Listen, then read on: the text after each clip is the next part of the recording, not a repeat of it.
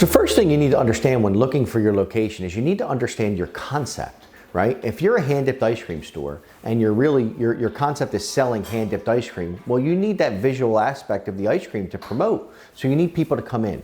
Well, if you have people coming in, you need a little bit more real estate. You need some restrooms. You need more seating. So you need a bigger location. If you're a walk-up window, well, you don't need as many square feet. You could do it with 600, 800 square feet. So you could look for a smaller side, possibly a pad site.